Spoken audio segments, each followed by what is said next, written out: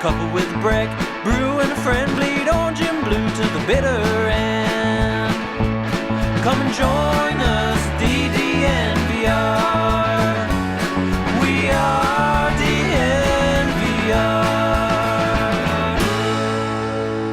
DNVR. We are DNVR, and we are live, not from Studio B, from Studio A, I guess. And the A stands for a leader in the Broncos quarterback competition. We will get to that in just a second, but first I want to give a shout out to our presenting sponsor, MSU Denver Online. MSUdenver.edu/online is the website to see all they have to offer.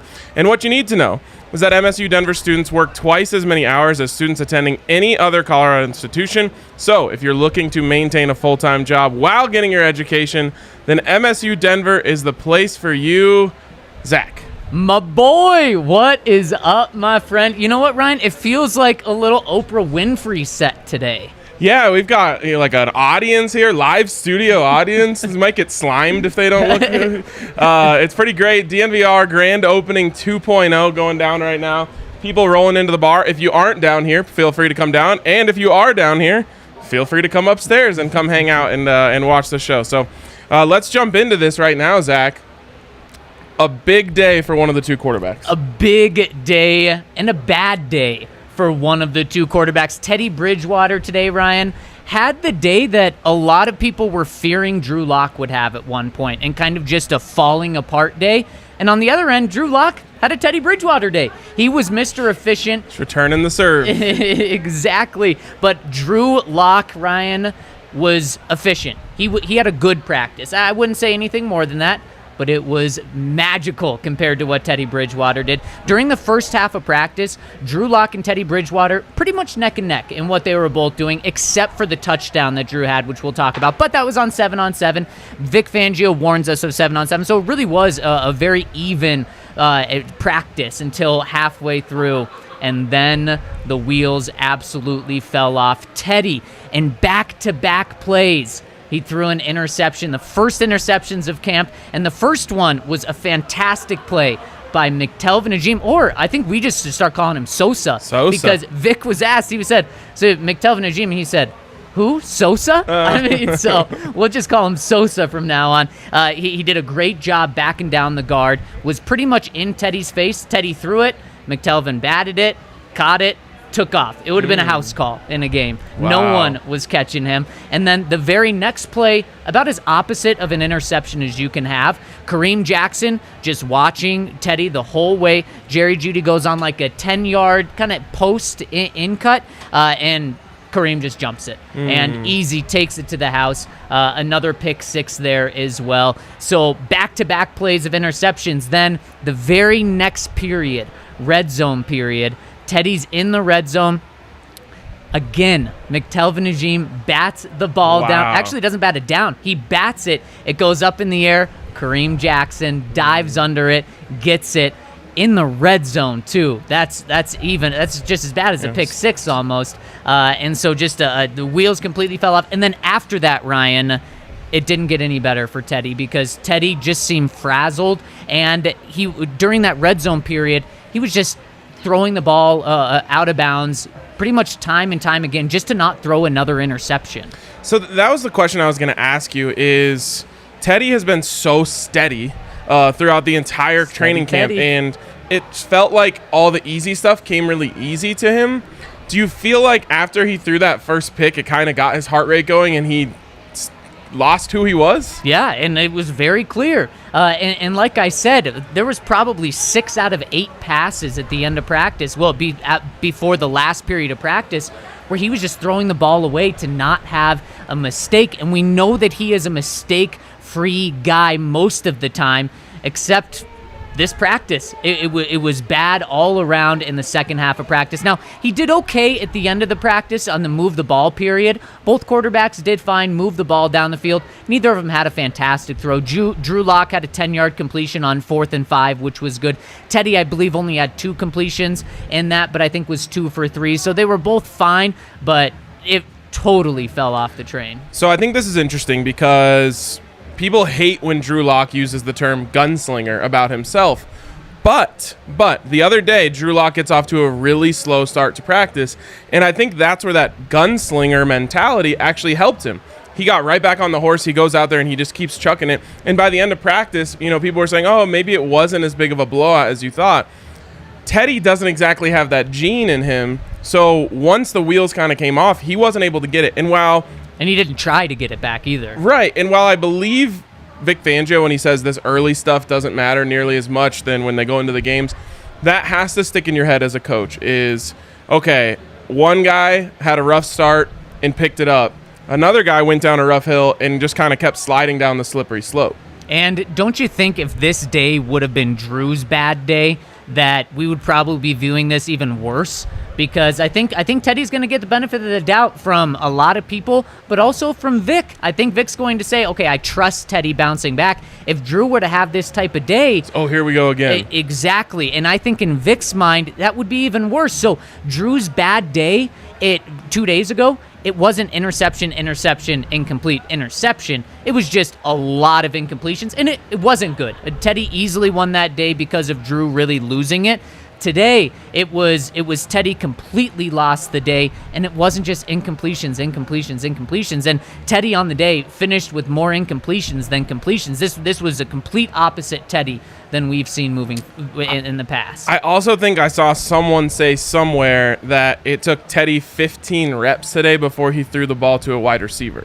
Yeah, he did a lot of easy stuff. I mean, a lot of tight ends, a lot of running backs. He did get Jerry Jeudy involved a little bit, but there wasn't much to get involved with the way Teddy was playing. Yeah, I think you're right in the fact that if this was Drew, everyone would be running around like chickens with their heads cut off. Oh my God, here we go again. He's lost it. This competition's over, et cetera, et cetera. But now you zoom out a little bit, and a couple things here. One, there's been 4 practices. You and I guess I wasn't at all of them, but you have Drew up 3-1 in just days of practice.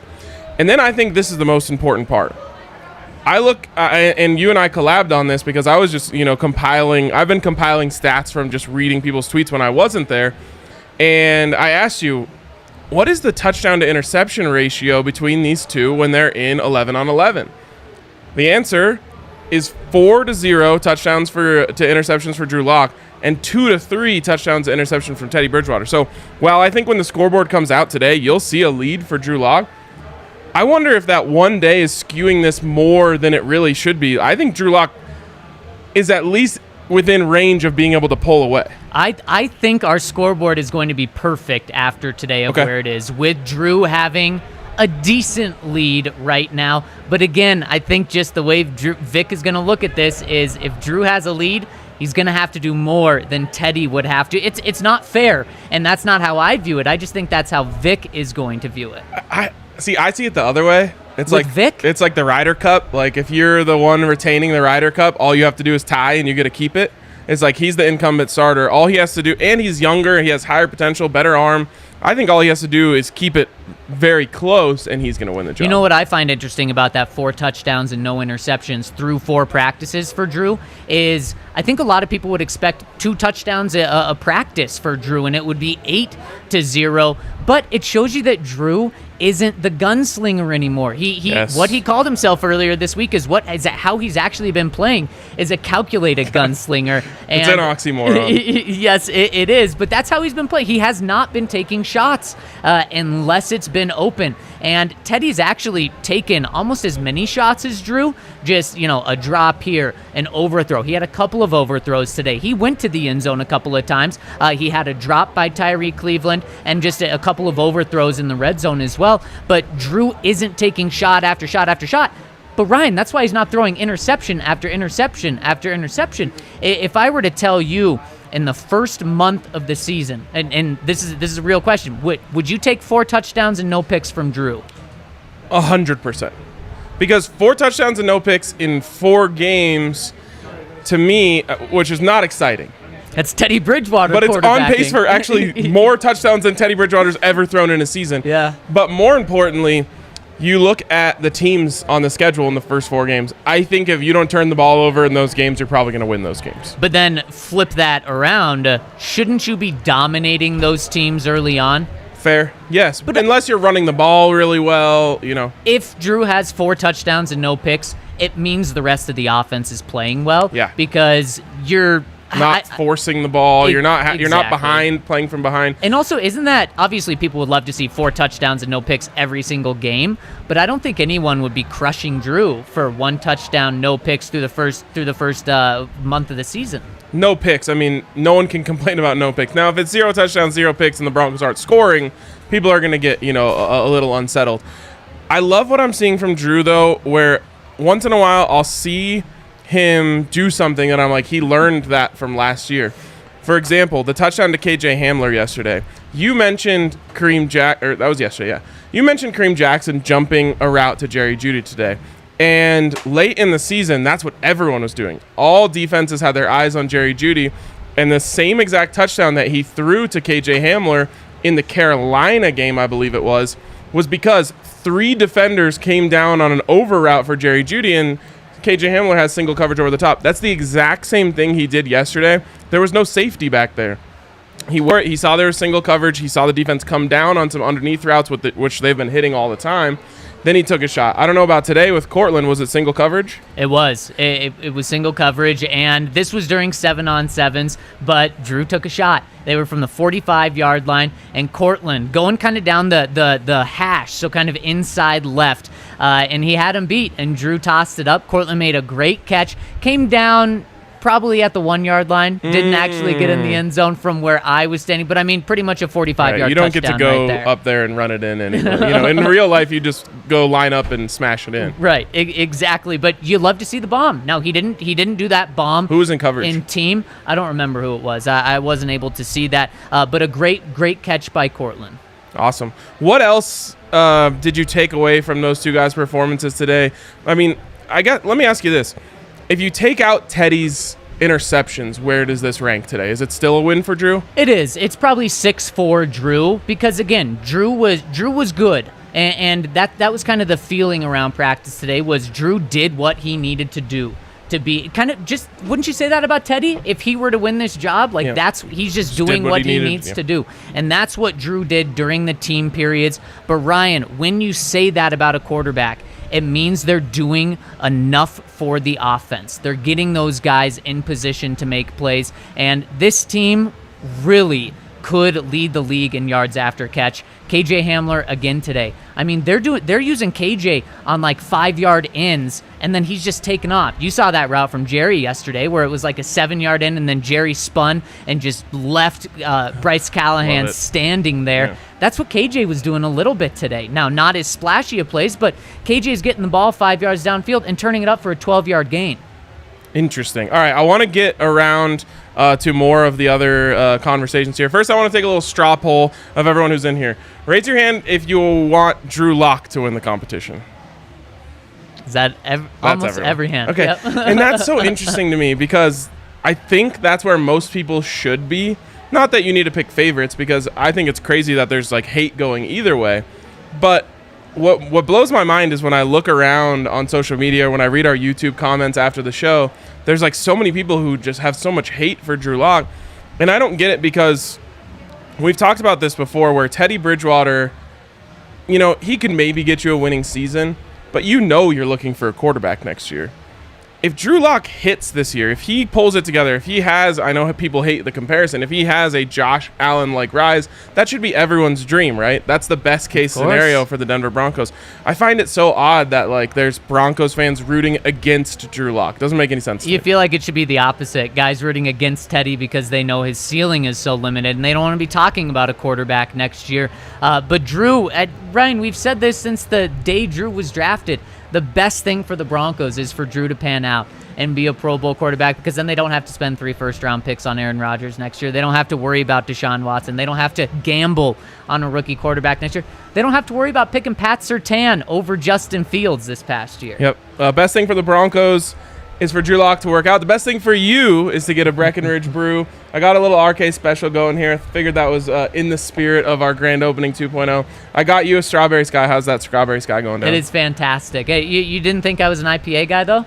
I don't know. A little bit, yeah. I didn't know if you had the gumption to handle the RK special. I was the one to have your back right after Shelby Harris said this thing is awful. I was the one to have your back and say it's good. To be honest, I asked you what you wanted, and you didn't give an answer. And I felt like that was you saying, like, I don't want an RK special. You thought you would hurt my feelings if you said you wanted something else. Are you saying that you did? Oh, today?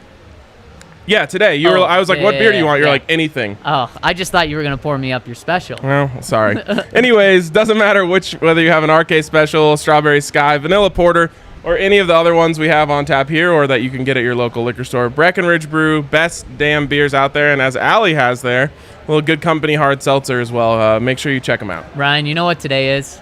It's not only Drew Day. It's a perfect day to mow the lawn. It's Saturday. It's overcast. It's cloudy. It's a perfect day to whip out the Lawnmower 4.0 from our friends. Glad you said the lawnmower is what you're whipping out. Well, you got to whip something else out too if you want to use the Lawnmower 4.0. And you can also use the. This guy drinks 2/3 of 1/3 of a beer. He's running off the handle. It is a members beer, so you got to give me credit for that. That's true. That's like 6 ounces. Well, look at me. What do you expect? That's exactly what I expect. You also expect the 4th generation performance package. I do. Over at Manscaped because, like you said, Ryan, they have it all. You can use shampoo and their 3-in-1 body products in the shower. You can use it all. You can even use the Lawnmower 4.0 in the shower because it's waterproof. You can use it in the dark. You can use it on this cloudy day because it comes with that LED light. So make sure to check them out. Just outside of the park. Exactly. You're whipping everything out over at manscaped.com. Use code DNVR20 for 20% off and free shipping. All right, let's move on here onto the rest of the show. You mentioned a little bit about KJ Hamler. We talked about Cortland a little bit. What other guys, non-quarterbacks, stood out to you? Well, we talked about it a little bit, but McTelvin, Ajim, Sosa. Yesterday, Vic Fangio had huge praise for him, saying that he is leaps and bounds better than he was last year. And we'd seen him get in the rotation a little bit through the first 3 days of training camp, but today was his day. And sometimes offensive linemen specifically say, when you get a pass batted down by a defensive lineman, it's because they didn't do their job in getting to the quarterback. But like I said, that first one, he was pushing the guard into Teddy Bridgewater's lap. I mean, he batted the pat. Teddy should have seen him right there. I mean, he was 1.5 feet away from him. So great pressure. And then Bill Kolar was thrilled because he got his hands up and then also caught the ball and took off. And then, like I said, just 2 plays later, he got his hand on a ball at the line of scrimmage, which turned into an interception. He was really, really used. And you don't have Mike Purcell for the next week or so. You'll have him by opening game, it seems like, with a sprained ankle. So not a big concern. But McTelvin Ajim, probably your biggest guy outside of Mike Purcell on the line. They were using Deshaun Williams a lot on the line today to fill in for Purcell. But if you really need a big body guy, you're going to use McTelvin. So this injury could give McTelvin more playing time from that center spot. But noteworthy, he got these 2 at the true defensive end spot. Ooh, that is interesting. I was going to ask where you thought he fit in, but you answered that question. Where was I going? Oh, it's funny that happened today because did you see the Madden ratings video that came out with them? Oh, boy. So they're like asking all the guys about their Madden ratings. Sadly, they asked Deshaun Williams, who was rated a 68 overall. He's like, I know my rating sucks, but I should have 99 overall catching because I feel like I'm the only person in the league who could tip it up like that and then catch it. And it's great that McTelvin, called his bluff on that and did it as well. Also, Jerry Jeudy had a great moment in that video where he's just like, man, I know I had 10 drops, but I can't believe they killed me on my catching so hard. He's like, I played with the Broncos the other day. I threw to myself and dropped the first pass. Oh, my gosh. That is so sad. Hey, he hasn't dropped a pass in camp. Touch wood. Is that wood?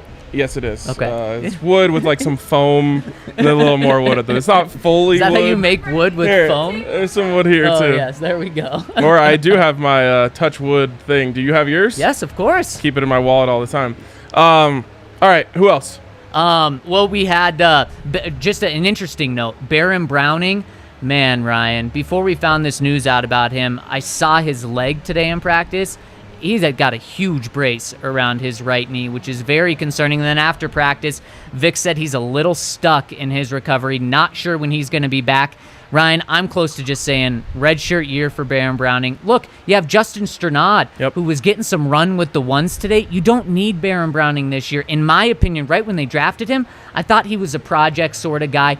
Big upside. I mean, he was a big-time athlete coming out of high school. And then you don't know what position he has. Now, for me, it's time to pretty much just say, okay, 2022 plan for him. And that kind of makes sense to me because coming in, I was already concerned about this idea that they were going to have him playing a hybrid inside-outside role. We already saw them try that with Justin Hollins. Weirdly, they gave up on it after 1 year, and then he went and balled out. And it started balled working. out is maybe a bit much, but he went and was as a contributor for the Rams. He was a very good fourth-round pick. And I just wondered maybe if he would have had a redshirt year where he could just focus on learning, being in the quote-unquote classroom, if it would have been better for him to come out the next year without them having, I don't know, some preconceived notions about him, because clearly they gave up on him just because of what they saw on film the year before. Browning is so talented. He's so athletic. The biggest transition for him is going to be figuring out just how to play in this Vic Fangio defense. I think it could work out well for him, and I kind of assume that they might be thinking the same way. I don't even know if he actually is stuck in his recovery or if that's just an easy thing for them to say to buy him that red shirt. He's like, wait, I don't need this brace. And they're no, you like, really do. You need the brace today, all right? Go walk out right in front of the media. Vic Fangio's flexed his muscles the past couple of days about not needing, or about bypassing the medical people by saying, medical people saying this guy can play today, and Vic saying, no, I'm going to let him sit. I think it's Vic saying, I'm kind of a player's guy. Maybe it was the opposite here. Maybe the medical people are like, Baron Browning's fine. He's like, no, I don't think he is. Certainly not. I've seen him. He's not okay. Yeah. We do have the highlight here of one of K-Jack's interceptions today. Yep, and that's the second one where he jumped the route right there. That is top notch. I mean, it's perfect. But they're just waiting on Judy at this point because he gets the ball. Yep. 50% of the plays on offense that are throws? Yeah, pretty much. And you know what was interesting? After practice, Vic really tried to take away some heat on Teddy Bridgewater by on the interception play. He said that was the first time they'd run that defensive coverage to try to throw the quarterbacks off. I mean, clearly worked. Yep. I don't really think that should take any credence away from that, because aren't you going to see a lot of things you haven't seen in a game? If you aren't, then the defensive coordinator isn't doing his job. Maybe that was Vic right there trying to tipping his hand a little bit, showing who he's pulling for in this quarterback game. Right. Got another highlight here of Noah Fant making a guy miss here. By the way, Noah Fant looks so big. Like, and fast. Yesterday when he was doing his little interview and he had like a sleeveless shirt on, his traps are so huge. He's a very big, I mean, that's a prototypical tight end. Yes, 100%. And he's also upset. He didn't get in the top 10 Madden tight ends. Because I think he views himself, and I think Broncos fans would agree, like, just outside of that first tier, right? I was going to say, I think he's actually a guy that has very realistic expectations for himself. And I think right now he'd put himself right outside the top 5.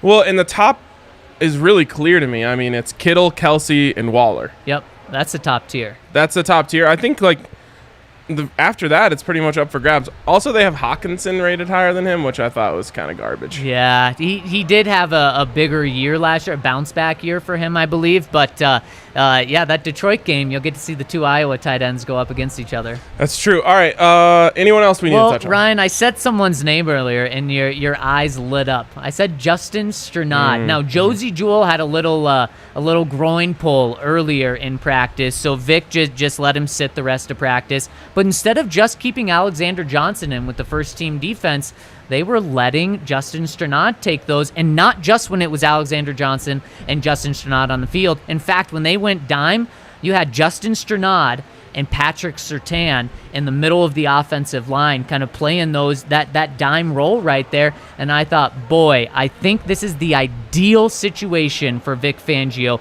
if both of these guys work out. And really, Patrick Surtain's going to work out. So if Justin Strnad can be enough of a run defender where they can put him in there, because, you know, a team on 3rd and 6, 3rd and 7, you think they're going to throw, but they could run, especially if Justin Strnad shows weakness there. But I think this is the package that Vic Fangio ideally wants out there. So that is 2 linebackers out there? Or No, just one? one. Just one. He's the only one. He's the only one. And that was the first time that I've noticed that in camp, with him being the only one, because they've done dime a lot where there's only one linebacker, and they've rotated pretty equally between Josie and Alexander. That's like a full-on Madden-style defense. You're going all speed, baby. Right. And so the 2 down were still Shelby, Draymond, and then there was a Vaughn lot of and rotation Malik. on the defensive line. You saw Deshaun Watson in there a lot, but that's how it would Deshaun be. Williams. Deshaun Williams. Although yes. Deshaun Yes. Watson is apparently playing some maybe. scout team defense out there in Houston. So that's all speed. I mean, truly all speed. Behind, I mean, even Shelby and Draymond, like if we're talking Madden ratings, those guys would be up there in terms of defensive ends. Yeah. So when you are playing a team like the Chiefs and they're going to send you all speed on offense, you have to have something to counter with that. The Broncos, a lot of people forget this. They really wanted Sternad out there last year. Vic Fangio fell in love with him early in camp. He was one of the few rookies I've ever heard Vic talk glowingly about. They lose Sternad. That's one thing. Then they go out and get Mark Barron to replace Sternad's role in the defense. Exactly. Mark Barron, I believe, never even made it through one practice. No, he got hurt in that practice. He got hurt in the first half of the first practice. And then I guess they just kind of gave up on the position. And so they were playing with that handicap all year of not having a position that they wanted out there. Don't sleep on Justin Sternad. I've been saying this all in the entire offseason. He's healthy. He's ready to go. Thankfully for him, it wasn't a injury that you worry about guys coming back from, like a knee or anything like that, Achilles. It was a wrist injury. He's fully ready to go after that, and I truly think that Vic Fangio has big plans for his role in this defense. He really wants it to be the speed linebacker, the coverage guy. Now I have a question. Who is guarding your Travis Kelce, your Darren Waller? Is it Sternad or is it Patrick Surtain? Surtain. Yeah.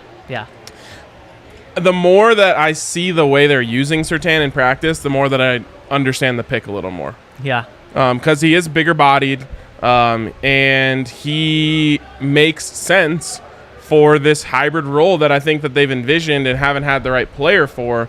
You can't just throw in your fourth corner and ask them to cover Travis Kelce. But if your fourth corner is Pat Surtain, then you can. And that's going to be a huge challenge for him physically, I think. But I don't know what they're going to call it. And if the next time I'm in a presser, I want to ask Vic what they're calling that position. Maybe he won't tell us. But CU does this thing they call a star linebacker, which is essentially a safety playing linebacker, or sometimes you see them work a corner into that position. And it's just your way of saying, he's going to play up closer to the line, but we're using him in coverage. Maybe you use him on some blitz now and then. They used Davion Taylor in that role for a long time, and he really flourished there. But I think that Pat Surtain is, the perfect fit for this role, and it's why when they looked at him, they were like, we can't pass up on this guy. Vic was like, this is the exact person I want for that role. They were just certain about Surtain, right? Yes, they were. And I asked Tim Patrick, who's a huge receiver, after practice, what he thought of Surtain so far going up against him. And he initially said, he's good. And I asked to follow up, and he said, he's good. And he's big. He said he's a true 6'2". And this is about Tim Patrick, a big guy who's taller than that. And that just really gives me confidence that he can go up against a big tight end. Exactly. He is big. I don't know if that's it wasn't the number one thing on his scouting report, but I almost look at him, his size, like Aqib Talib type corner size, which again, why everyone just fell in love with him in that front office. He's big, he's strong, he's so sound. Every single person you talk to him about him says he doesn't look like a rookie. And like I said this on, what do they call it, Training Camp Live yesterday, where I said most coaches would not create a position for a rookie. But Pat Surtain is not a normal rookie. No, he certainly isn't. And Ryan, a couple other names to throw your way. Trinity Benson just continues to have a very good camp. At the same time that Seth Williams and Tyree Cleveland aren't having good camps. Those are guys I thought were going to be locks for the team almost. You put them in the second cat. You have the locks. And then I thought Seth Williams and Tyree Cleveland were kind of right on that cusp. And then you had everyone else. Trinity Benson, just the way he's performed, has jumped those two guys. He's that guy that's on the cusp of making the team right now.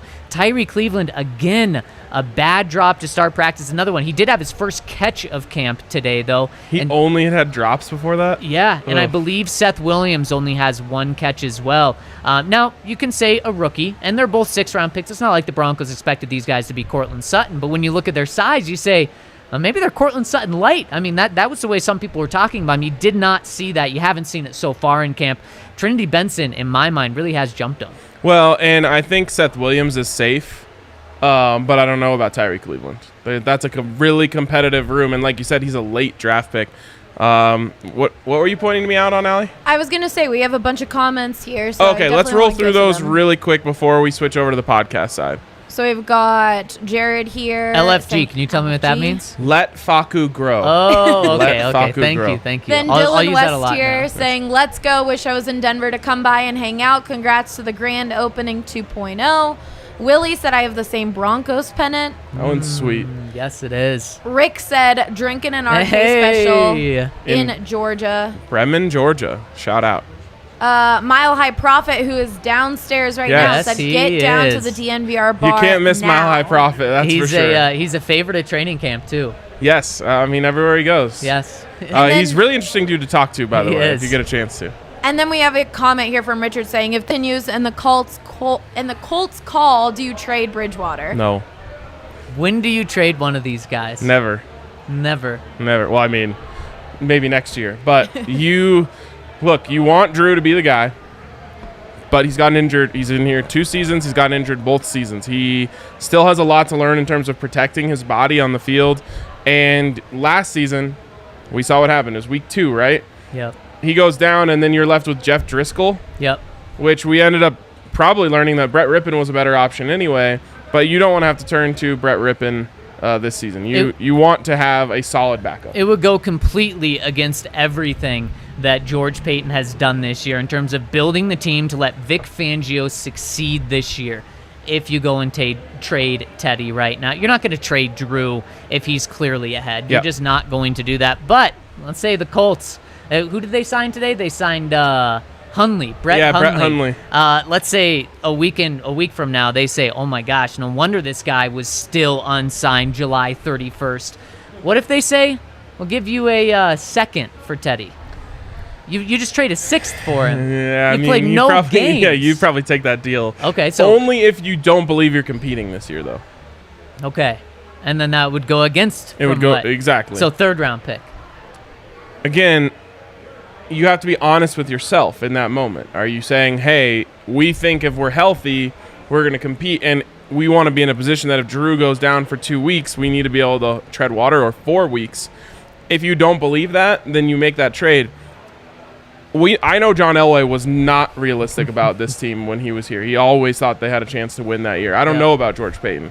We would find out from a move like that whether or not he can look at a team and say, this isn't a playoff team. I've seen them in 10 training camp practices. I've seen a lot of training camps in my life. I know what a playoff team looks like. I know what a playoff team doesn't look like.